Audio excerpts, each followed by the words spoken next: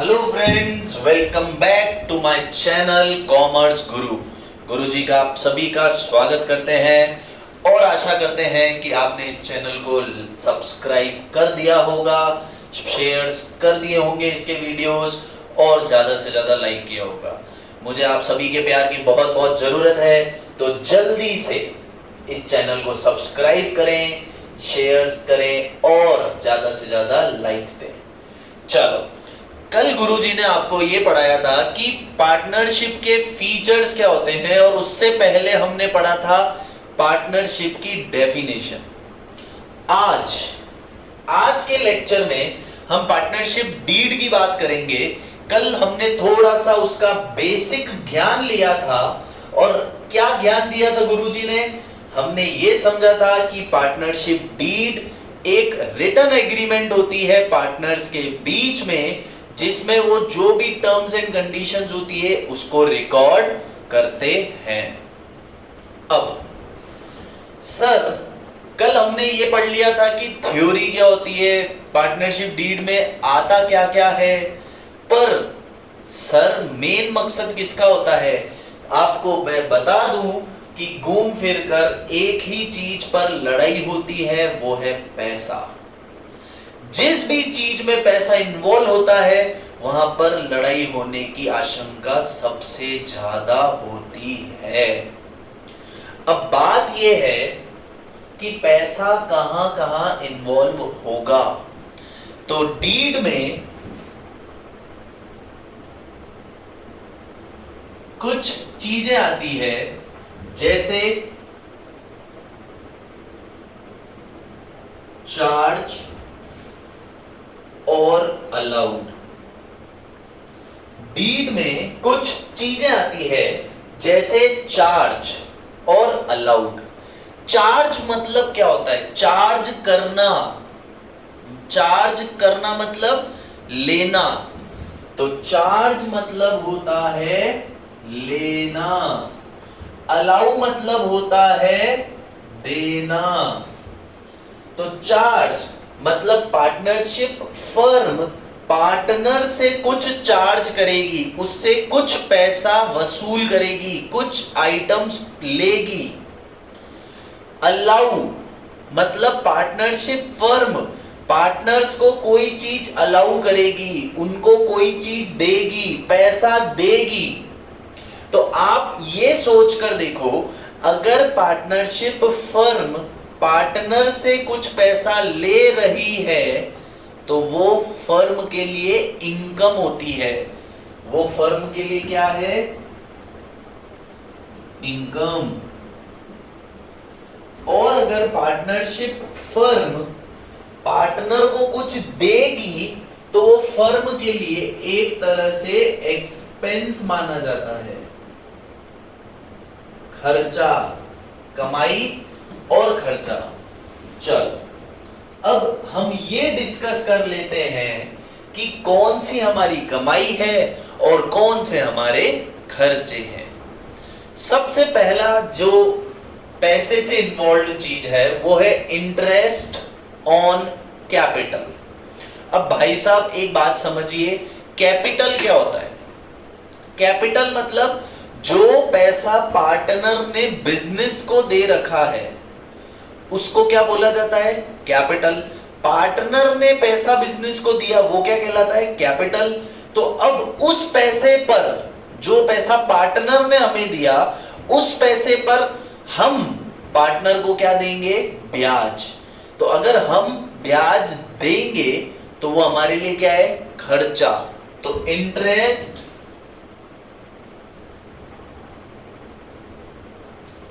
On capital हमारे लिए क्या है? खर्चा। इंटरेस्ट ऑन कैपिटल हमारे लिए खर्चा है। दूसरे पॉइंट पर आते हैं, इंटरेस्ट ऑन ड्रॉइंग्स। अब ड्रॉइंग्स क्या होती है? ड्रॉइंग्स माने जो पैसा पार्टनर विड्रॉ करके ले गया, जो पैसा पार्टनर फर्म से विड्रॉ करके ले गया। तो अब सोचो, अगर कोई पैसा पार्टनर फर्म से विड्रॉ करके ले गया तो जो पैसा वो ले गया उस पैसे पर हम पार्टनर से ब्याज लेंगे। ब्याज लेंगे तो हमारे लिए क्या है, वो कमाई, इनकम। तो वो इनकम में आ जाएगा इंटरेस्ट ऑन ड्रॉइंग्स,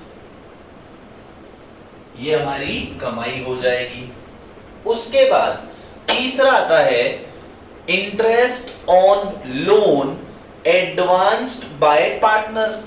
अब sir interest on loan advance by partner मतलब अगर किसी पार्टनर ने फर्म को लोन दे रखा है, सुनना, पार्टनर ने फर्म को लोन दिया है, तो उस लोन पर फर्म पार्टनर को क्या देगी, इंटरेस्ट देगी।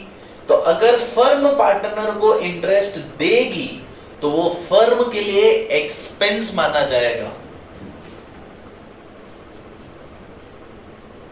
Interest on loan.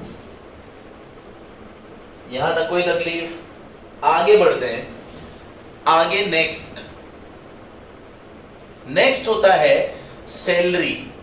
मुझे एक बात बताओ, फर्म पार्टनर को सैलरी देगी या उससे लेगी? बट ऑब्वियस सी बात है, फर्म, क्योंकि पार्टनर दिन रात आ रहा है, काम कर रहा है, मेहनत कर रहा है, तो फर्म पार्टनर को क्या देगी, सैलरी। तो वो भी अपना खर्चा है।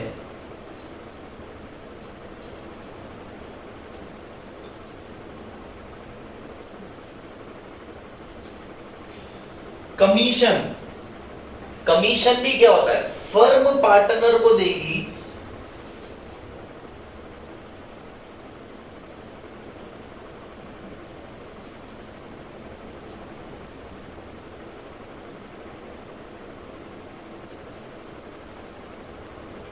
रेंट। मान लो आज 3 पार्टनर हैं और किसी एक पार्टनर की घर में या उसके पास अलग से कोई जगह थी, हम 3 जनों ने मिलकर उसके यहीं पर क्या कर दिया, बिजनेस स्टार्टअप कर दिया। तो आज वो जो तीसरा बंदा है वो क्या बोलेगा कि यार अगर मैं बिजनेस को जगह न देके किसी थर्ड पर्सन को जगह देता तो मुझे तो किराया आता, या बिजनेस मेरी जगह न चलकर कहीं और चलता तो उसको किराया देना पड़ता। तो इसी तरह से थर्ड पार्टनर हमसे किराया मांगेगा, तो रेंट, बिजनेस को रेंट देना पड़ेगा, रेंट टू पार्टनर। तो जनरली देखो इसमें दूसरे पॉइंट्स और हो सकते हैं। एक होता है profit sharing ratio. Profit sharing ratio, अब लॉजिक समझो, प्रॉफिट शेयरिंग रेशियो क्या है। प्रॉफिट शेयरिंग रेशियो क्या होगा, सीधी सी गणित है कि जो कमाई हमने करी उससे हमने जो खर्चे बांट दिए, जो एप्रोप्रिएशंस में अभी मतलब बताऊंगा आपको क्या होता है, ये जो हमने आइटम्स थे ये पार्टनर्स में दे दिए, उसके बाद भी अगर कुछ प्रॉफिट बचता है या लॉस होता है तो उस प्रॉफिट या लॉस को पार्टनर्स आपस में बांटते हैं, जिस रेशियो में उसे प्रॉफिट शेयरिंग रेशियो बोलते हैं। पर वो न तो इनकम होता है ना एक्सपेंस होता है, इसलिए मैंने यहां पर नहीं लिखा है। मगर याद रखना कि वो भी एक पॉइंट है जो हमें आगे काम आएगा। तो 6 पॉइंट तो हमारे ये रहे, interest on capital, interest on loan, salary, commission, rent और इंटरेस्ट ऑन ड्रॉइंग। 5 पॉइंट अपने एक्सपेंस है, 1 पॉइंट इनकम है। तो क्या आपको इससे एक हिंट नहीं लग रही?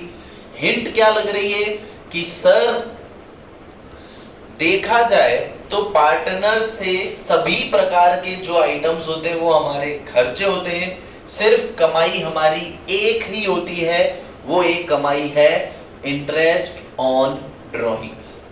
सिर्फ और सिर्फ इंटरेस्ट ऑन ड्रॉइंग्स हमारी इनकम होती है, बाकी सब हमारे लिए एक्सपेंस होते हैं। यहां तक कोई लोड? चलो अब आगे समझते हैं कि सर अगर ये चीजें डीड में दे रखी है तो जैसा बोलेगा वैसा करना है। मतलब अगर इसने बोला पार्टनरशिप डीड में कि इंटरेस्ट ऑन कैपिटल 10% होना चाहिए, तो आपको हर पार्टनर की कैपिटल पर 10% ब्याज देना पड़ेगा।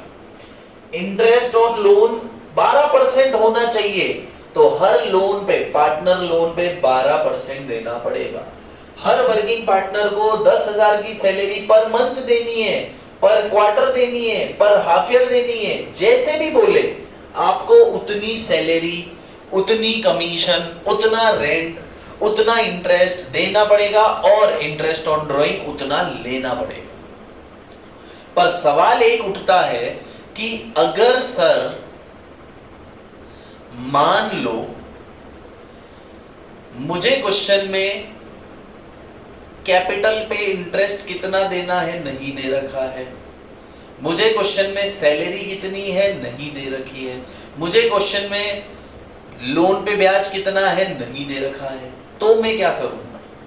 तो उसके लिए आपको मैं एक बात बता दूं, प्रोविजंस ऑफ पार्टनरशिप एक्ट 1932 का पालन किया जाएगा।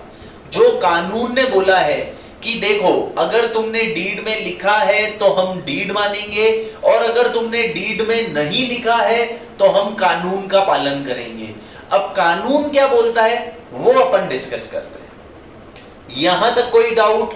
फिर से कह रहा हूं, इस पूरे चीज को देखकर एक चीज हिंट में डाल लेना, दिमाग में बिठा लेना कि सिर्फ इंटरेस्ट ऑन ड्रॉइंग हमारे लिए कमाई है, बाकी सारी चीजें हमारे लिए खर्चा है।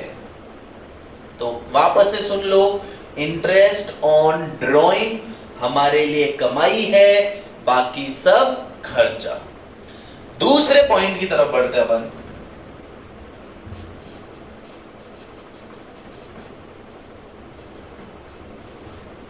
अब सर अगर हमने डीड में आईओसी भूल गए, आईओसी भूल गए, आईओडी भूल गए, सैलरी भूल गए, या मैंने आपको बताया था कि एग्रीमेंट दो तरह से होता है, एक ओरल और एक रिटन। रिटन एग्रीमेंट को डीड बोलते हैं। मान लो आपने ओरल एग्रीमेंट कर दिया, इसका मतलब तुमने लिखित में कुछ भी नहीं किया है, तो सारे के सारे प्रोविजन किसके चलेंगे? पार्टनरशिप एक्ट 1932 के। तो मैं लिख रहा हूं, इफ देयर इज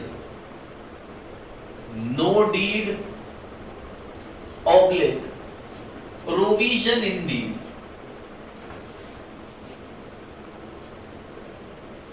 अब सर ये क्या है? नो डीड और प्रोविजन इन डीड।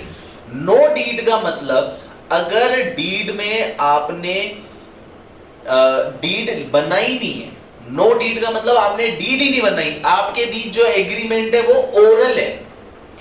और सर प्रोविजन इन डीड का मतलब जैसे आपने डीड तो बनाई पर उसमें लिखना भूल गए। भाई कई बार होता है हम डीड बनाते हैं तो डीड में सैलरी डालना भूल जाते हैं, कमीशन डालना भूल जाते हैं, तो उस केस में क्या होगा? तो फॉलो करने पड़ेंगे, follow provision of Indian partnership act 1932। अगर मान लो डीड नहीं है या प्रोविजन नहीं है तो हमें किसके प्रोविजन मानने पड़ेंगे? Partnership act 1932। और प्रोविजन में क्या क्या दे रखा है देखो, इंटरेस्ट ऑन कैपिटल,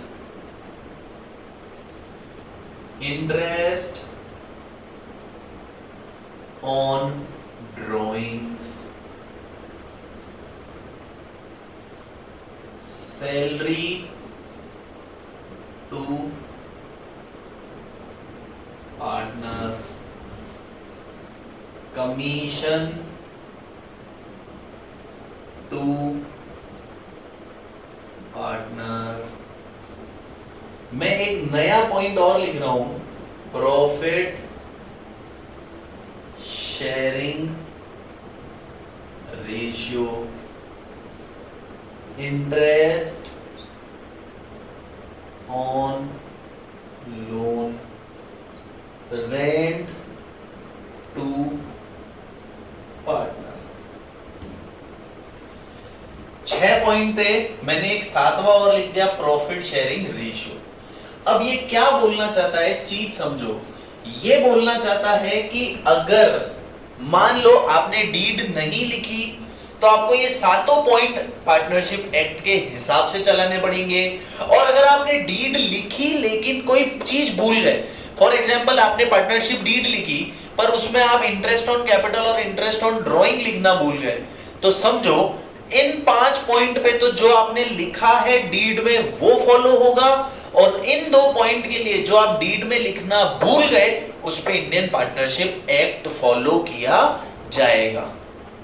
अब कानून क्या बोलता है, देखो कानून बोलता है आईओसी अगर डीड में नहीं है तो मत देना, ड्राइंग्स नहीं है तो मत देना, सैलरी नहीं है तो मत देना, कमीशन नहीं है तो मत देना, प्रॉफिट सब में बराबर बांट देना, interest on loan 6% per annum दे देना, और रेंट नहीं है तो मत देना।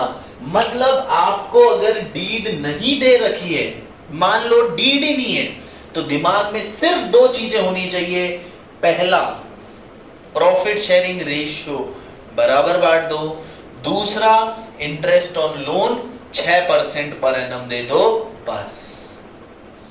तीसरी चीज नहीं होगी, डीड में है तो जैसा है वैसा है, पर डीड में नहीं तो कुछ नहीं। सिर्फ 2 चीजें, एक प्रॉफिट शेयरिंग रेशियो बराबर बांट दो, दूसरा इंटरेस्ट ऑन लोन 6%।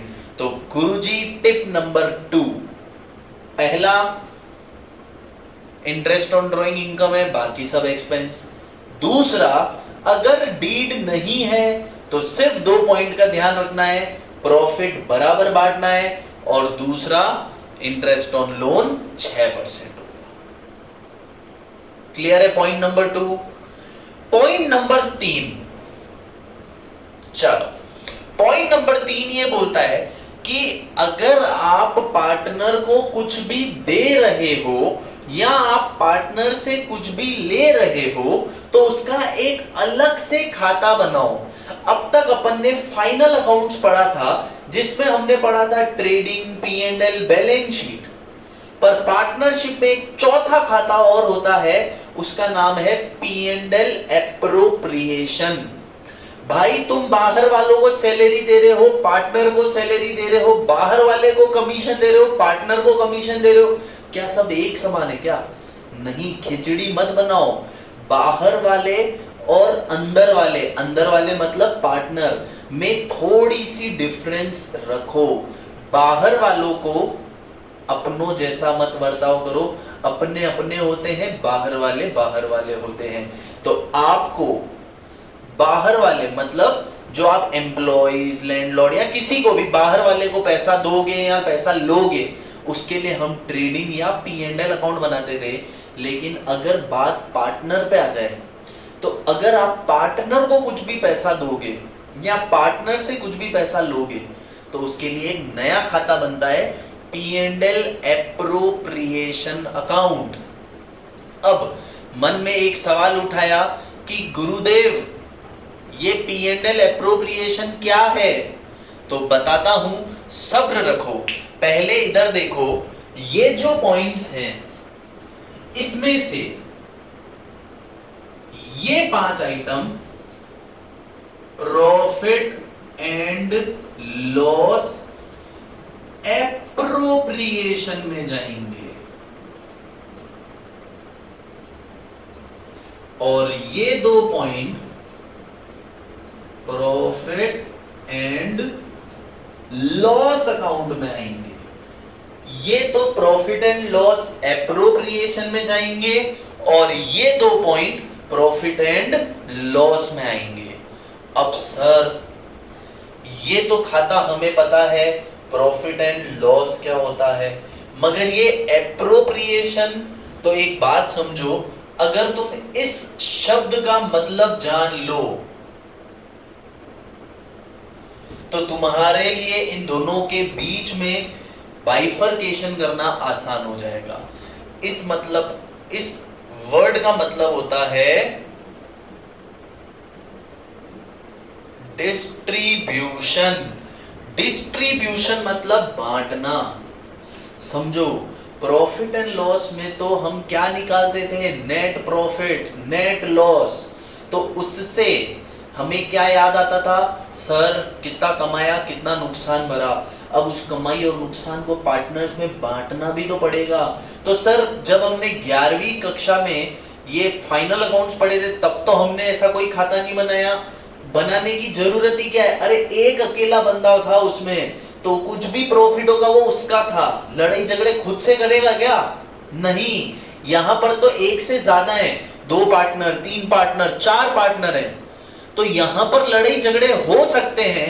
इसलिए उससे बचने के लिए हमने उनका एक अलग से खाता बनाया, प्रॉफिट एंड लॉस एप्रोप्रिएशन, जहां पे वो जो प्रॉफिट हमने कमाया है P&L अकाउंट में, उस प्रॉफिट और लॉस को हम P&L एप्रोप्रिएशन में पार्टनर्स में बांट देंगे। समझो, आपने जो प्रॉफिट एंड लॉस अकाउंट में कमाया था, नुकसान उसमें भरा था, उसको पार्टनर्स में बांटने के लिए एक नया खाता बनता है, प्रॉफिट एंड लॉस एप्रोप्रिएशंस। अब इसमें ये हो सकता है कि जिसको कैपिटल चाहिए पहले उसने ब्याज ले लिया, और ये सब करने के बाद नेट प्रॉफिट पार्टनर्स में बटेगा। कानून ने इन दोनों चीजों को, क्योंकि इंटरेस्ट ऑन लोन और रेंट ये स्पेसिफिकली होते हैं, जरूरी नहीं है सारे पार्टनर लोन दे सकें, जरूरी नहीं है सारे पार्टनर की जगहों पर हम काम कर सकें, इसलिए इसको खर्चा माना है। तो अब मैं कुछ डिफरेंस बताता हूं प्रॉफिट एंड लॉस और प्रॉफिट एंड लॉस एप्रोप्रिएशन में। भाई प्रॉफिट लॉस क्यों बनता है? फायदा नुकसान निकालने के लिए। प्रॉफिट लॉस एप्रोप्रिएशन क्यों बनता है? वो जो फायदा नुकसान निकला था उसको बांटने के लिए। तो आप बताओ पहले खाता कौन सा बनेगा? हाँ, पहले प्रॉफिट एंड लॉस अकाउंट बनेगा और उसके बाद हमारा प्रॉफिट एंड लॉस एप्रोप्रिएशन बनेगा। पहले कौन सा खाता बनेगा? प्रॉफिट एंड लॉस, और उसके बाद हमारा कौन सा खाता बनेगा? Profit and loss appropriation. अब प्रॉफिट और लॉस में अगर कोई चीज आती है तो उसको हम एक्सपेंस मानते हैं, क्योंकि उससे हमारा प्रॉफिट कम हो जाता है। तो उसके लिए लॉ की लैंग्वेज में बोला जाए तो any item arises in profit and loss account is treated as charge against profit. याद रखना वर्ड चार्ज अगेंस्ट प्रॉफिट, तो वो चार्ज होता है प्रॉफिट के अगेंस्ट, दैट इज मतलब वो एक खर्चा है। लेकिन अगर कोई चीज प्रॉफिट एंड लॉस एप्रोप्रिएशन में आती है तो वो खर्चा नहीं है, वो तो प्रॉफिट को बांटना बोलते हैं, तो उसको बोला जाता है एप्रोप्रिएशन ऑफ प्रॉफिट। इसका मतलब प्रॉफिट का distribution. Profit and loss account में आइटम आएगा तो उसे चार्ज बोलेंगे, प्रॉफिट एंड एप्रोप्रिएशन में आएगा तो उसे एप्रोप्रिएशन बोलेंगे। ये सबसे बड़ा फर्क है। तो अगर आपको तीसरी टिप ध्यान रखनी है तो वो है कि अगर आप पार्टनर को कुछ भी दे रहे हो या पार्टनर से कुछ भी ले रहे हो तो उसके लिए एक सेपरेट अकाउंट बनता है, प्रॉफिट एंड लॉस एप्रोप्रिएशन। मगर सिर्फ 2 चीजें ऐसी है जो भले हम दे तो पार्टनर को रहे but are treated as charge, वो होती है इंटरेस्ट ऑन लोन और रेंट टू द पार्टनर। तो ये जो आइटम्स हैं P&L एप्रोप्रिएशन में जाएंगे और ये items profit and loss account में जाएंगे। तो आज गुरुदेव ने तुम्हें 3 टिप दी, तो गुरुजी की 3 टिप्स मैं रिवाइज करा देता हूं।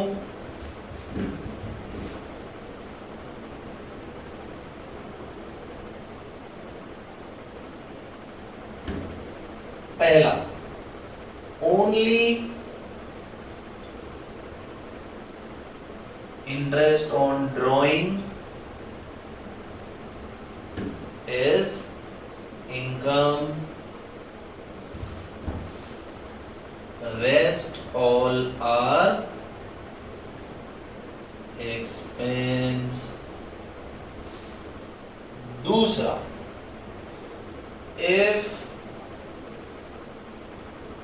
there is no deed then क्या याद रखेंगे? A, profit sharing will be equal, or B, interest on loan will be, अच्छा इसमें इंपॉर्टेंट है कौन सा लोन? एडवांस बाय पार्टनर, जो लोन पार्टनर ने दिया है उस लोन की बात कर रहे हैं। मान लो फर्म ने पार्टनर को लोन दिया, उस पे 6% का ब्याज नहीं बोला है, पार्टनर ने फर्म को लोन दिया उस पे 6% है। तो अगर मान लो क्वेश्चन में ऐसा आ जाए कि हमने पार्टनर को लोन दिया है मगर सर हमें बताया ही नहीं है कि कितना % वसूल करना है, तो कुछ नहीं तो कुछ भी नहीं, सिर्फ ये 2 पॉइंट याद रखना है, will be 6% per annum.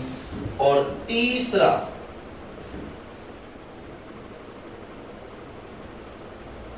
Items related to partner are part of profit and loss appropriation account except किसको छोड़ के? A, interest on loan, और B, रेंट टू पार्टनर, है ना? ये दोनों क्या होते हैं? दीज आर चार्ज अगेंस्ट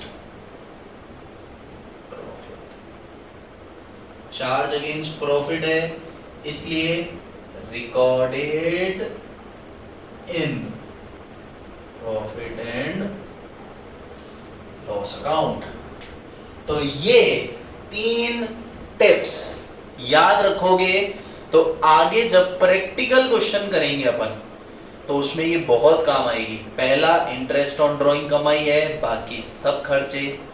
दूसरा, डीड नहीं है तो सिर्फ 2 चीजें, ए प्रॉफिट बराबर, बी इंटरेस्ट ऑन लोन 6%। और तीसरा, any item related to partner will be recorded in P&L appropriation, सिवाय 2 चीजों को, इंटरेस्ट ऑन लोन और रेंट। क्लियर है? आज का लेक्चर मैं यहीं खत्म कर रहा हूं। कल मिलेंगे नए कंसेप्ट्स के साथ, नए जोश के साथ और गुरुजी की नई टिप्स के साथ। तो अगर आपने चैनल सब्सक्राइब नहीं किया है तो फटाफट से घंटी पे टिक करें ताकि आपको नोटिफिकेशन भी मिले और जल्दी से जल्दी subscribe my channel. Thank you guys, bye bye.